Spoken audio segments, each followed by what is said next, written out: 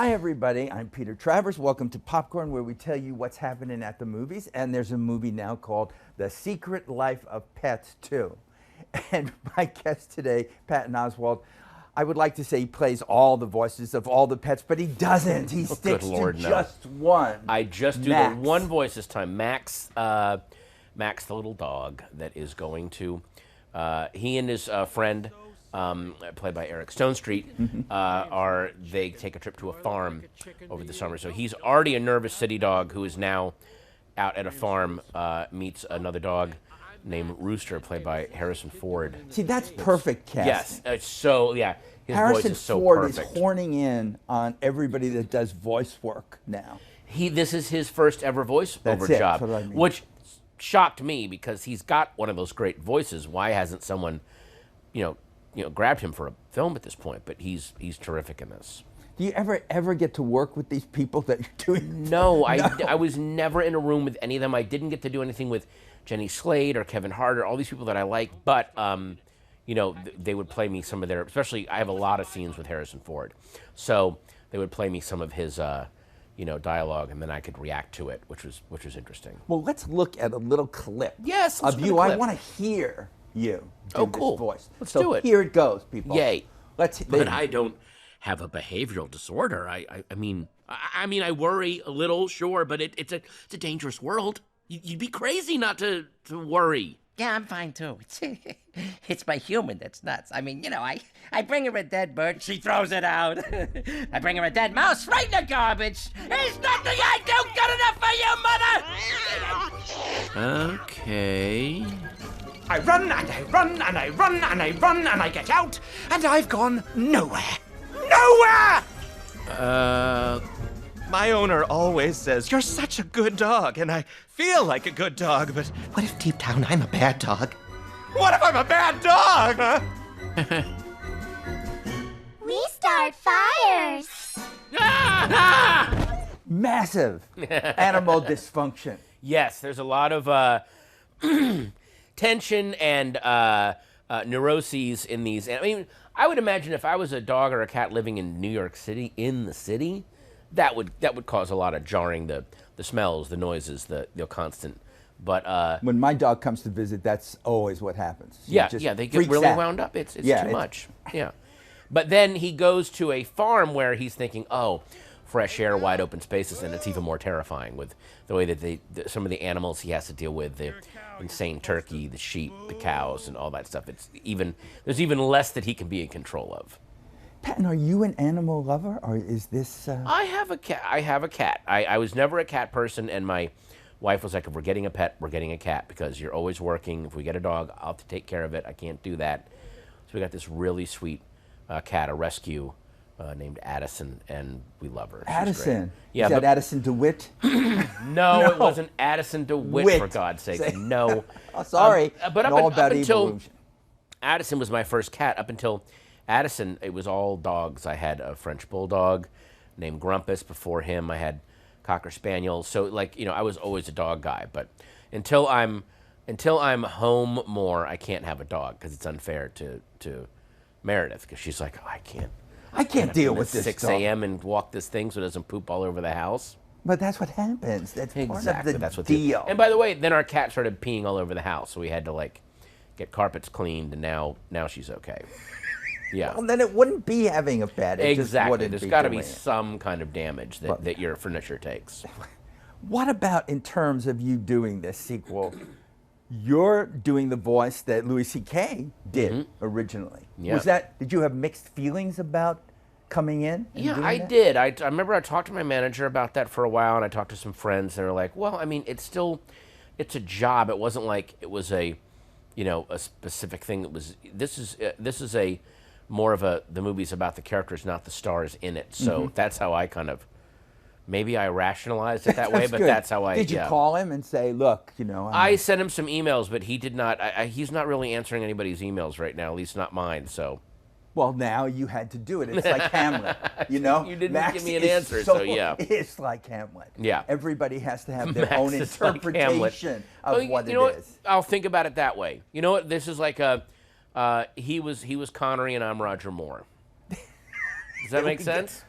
No, not really. Couldn't you be Daniel Craig? Oh, I wish. I'm more of a George Lazenby if we're going to be really honest. So, I don't yeah. know. I'm trying to think the first time that I saw you do anything, except when you used to write to me at Rolling Stone under the name Neil Cumston. Yeah. Yeah. He wrote the most kind of explicit movie reviews I had ever encountered. All id, just absolute. It just id. came out. Can't even you don't even feel like he was reacting to the plot. It to him, and I've seen a lot of people like this where it was just a collection of images and sensations that he had experienced, and that was trying to do a brain dump to relate them to you in the most inarticulate way possible. But it was visceral, which Yeah. was what if I'm calling Neil a character, Right. basically that is what I love in movie fans. Well, and Is that also they love that I think so much that they don't think about it so much as just let it fly. well, that's how all the best movies, I think all the best art affects you. And I don't know if you remember in Ratatouille, but there's a course I scene do. where the critic at the end comes to review and he takes a bite, and it's so good that he drops his pen on the floor. And we did a screening in Austin. A lot of the Ain't It Cool guys, or a lot of critics, and that act of dropping your pen, like, I have nothing to say about this. This is all sensational. They're like, because there must have. I mean, for you, how when did you start reviewing movies? Like, when did you start? Like, what it's year? almost 28 years ago. Really? Mm-hmm. So late 70s, 80s. Oh no, it's like the very late 80s. Late or 80s. most of the 90s. Okay, well then there must have been those movies where it was such it gave you such a physical, a true thrill that you were almost, and this is a positive review of the film, like, I don't know what to write about this right now. This was so well made. Mm-hmm. I'm so keyed up by this thing that I don't really know what I can add to it except to tell you just to go. It's amazing. Well, there's that, but today we live in that period of time. Maybe when I was watching Scorsese's movies or Robert Altman's or whatever, Right. and now we're basically watching Marvel movies. And Yes. that opinion that comes out, I think there's a value in it because it's not me sitting there thinking about it for a couple of days. It's And people are Feels. paying for that sensation. So what your review has to say is, do they give you that sensation Right. that you're looking for? You're looking for those thrills. And also, it must be a little surreal for you now, because if you started in the late 80s, you were seeing the rise of people like Spike Lee and Soderbergh, and then you were seeing Scorsese's second win with especially Goodfellas, and you're watching a lot of movies now that are massive blockbusters that are just referencing those films, that a lot of the filmmakers now grew up on those movies, on those filmmakers, and that's how they learn the language of film. So for you, you're like, well, there must be moments when you have to separate going, I understand why you think this is thrilling, and it should be. You should enjoy this, but just know what came before and where they're getting these things that are thrilling you. But the last time I actually talked with you, we were in Sundance, and you had done That's right. Big Fan, Big fan. which was great. I'm saying this, I'm not blowing smoke. This guy is in so many things that you do, but you're a really good actor.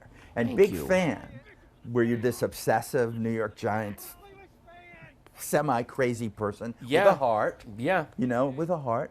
And then when you did Young Adult for Jason Reitman and Right, with Charlie right, Stan, yeah. that was incredible work. Yeah, I really that was a nice little stretch of just amazing scripts falling into my lap, and I try not to question why it happened. I'm just very happy that it did. But yeah, I got to do some really, really amazing. I got to do the kind of work that was being done in the movies, the period of movies that I really love, which are the early 70s in American cinema, the kind of the Five Easy Pieces, the Mean Streets, stuff like that, where you actually got to play characters and dwell with them for a little bit. So that, to me, was a big deal to get to do these movies that were hearkening back to that time. Well, what is it that started? The first time remember seeing you, and because I love Seinfeld so much. Oh my God. Just that moment where you're in that episode where you're in the video store. I just think now, does anyone know what a video store was?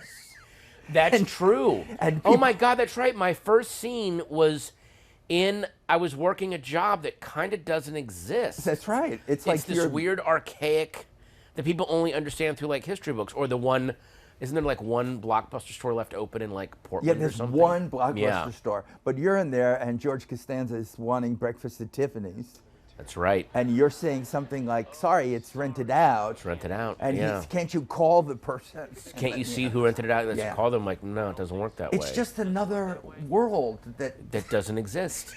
Oh my God, my first scene may as well have been me sending a telegraph. What is he doing? And it's like da-da-da-da-da-da. Oh my God, that's right.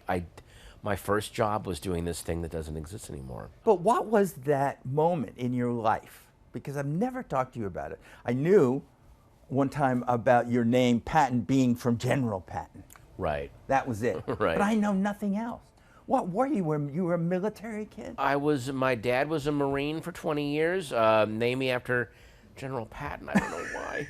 And then he, I was very fortunate because I was a military brat. We moved around when I was super, super young. But then when I entered first grade, my dad remembered when he was little and his dad would move him around constantly. And it was really rough to like go through change of high school every year. And he was like, I don't want my kids to have to go through that. Like he was of the school of things should be better for the next generation rather than there seems to be this rise of like, I suffered, so should they. Like these people that are going, let's forgive all student loans. No, I had to pay mine off. They got it. Like there's this weird, I need to hear other people in pain to justify my own, which I like. That feels like a late boomer thing to me because the early boomers were all like, no, I want things to be better for people. I remember how things sucked. I don't want to pass that along. That's a nice way. Yeah. It's a good attitude to have Yeah. towards it. But when was that moment, you being a military brat, that says, I'm going to be in this kind of business? Did you want to be funny? Did you want to act? I always liked, when I was growing up, I loved monster movies, make-believe, fantasy, all that kind of stuff, just that kind of brightness, the brightness in motion. I remember, seeing movies when I was young, and even the black and white ones were just fat. Like, how are they doing that? So I was very much drawn to that world, and my parents, luckily, were about, let your kids go where they're going to go. I mean, unless I'm running towards drugs and armed robbery, they're like, yeah, why not entertain people? My dad was also, he had 3 very bad years in Vietnam and was very much, I think, like a true warrior and veteran. He was like, I never want my kids to go to war. Why? What is wrong with doing stuff that's making people happy rather than pointing a gun at them and killing them? So he was all about like, yeah, go be creative. Are you kidding? So, I remember him saying, he goes, you and your brother will never go to war. Over my dead body, I will never let you experience what I experienced. So Wow, that is such a different thing Yeah. than you would think. Well, yeah, because there's a lot of people. But again, weirdly enough, most of the people that are saying that kids should be in war are people that never experienced it. Most people that have been in war and experienced it are like, job one is to make sure no kids have to go to war. It could be, what he was dealing with was trauma, but you had that when your first wife died. That was Yeah. a terrible, Yeah. awful thing to happen, and you, I don't know how old your daughter was at the time. She was 7. 7. So suddenly you're going through that tragedy and you're raising another human being. Yeah, that was really rough. That was not a good time. And there's a lot of details of it that I can't even. And I've talked to other widowers who are like, yeah, the first couple of months after a spouse dies, you kind of don't remember a lot of it. Because in order to function, your body cannot dwell on the minute to minute of the grief, and you switch into like, I call it the functional gray, where you just make your daughter breakfast, take her to school. I would park at the school and just sit there all day in the car, just like waiting. And then at 3 o'clock, I'd pick her up and take her home. Like I didn't want to. It was just, there's just a lot of it that I don't really remember. It was rough. And then, luckily I was able to pull out of it, with the help of a lot of therapy, a grief group, and then this amazing woman that I met. Well, see, that's, people might call that a happy ending, because it is. It's nice that you can do that. But when you have a daughter, when you have this other being to take care of, Right. that might be a part of the salvation of getting through that. Yeah, definitely having a daughter that I had to wake up for and take care of saved my life. And, there's still going to always be I would give anything to not for her not to ever have to experience that trauma. That being said, we don't have time travel, we don't have, magic wands, but I have met this amazing woman who is an incredible mom to her, and who, she loves Alice, Alice loves her, and so it's the best of all possible worlds after this horrible thing happened. How old's Alice now? 10. 10. So 10 what does years she think old. of Daddy's work? I mean, she always knew that I was doing stand-up and was in movies and stuff like that. But, now she has more of a taste in certain things. So, she would be very excited if I could be in a Spider-Man movie, because she loves Spider-Man so much. Or, But still, these movies, she loves going to the screenings and stuff like that. So when people ask you, and I don't know what's on your passport, what is it? Does it say actor, stand-up comic, writer? Does it say all these I can't remember things? if my How do you profession is on my. define I mean, yourself? I define myself as a comedian. Comedy is what brought me to the dance. I'm very, very happy to get to act in things. I love getting to write, but I will always, always respect and go back to stand-up comedy. Would you mind taking one or two questions from the world outside of why social not? media? Yeah. Look at this. Will F says, "What do you think your cat would?" Oh, Will F knows you have a cat. Must be paying attention. What do you think your cat would say if your cat could talk? My cat would say, "Get me food, human," and chop chop. Well, my cat would definitely say, "Get me food," but it would also definitely say it would want me to open a lot of door. Open this door. What's here? What's here? Okay, open this door, and then I would close it and go, "Wait a minute, let me look in there again." There'd be a lot of like, "Open this door. Let me go look at this again." Nah, okay, fine. No, I'm good. No, you know what? Let me look at it again. There'd be a lot of that. Makes sense to me. Okay, let's see.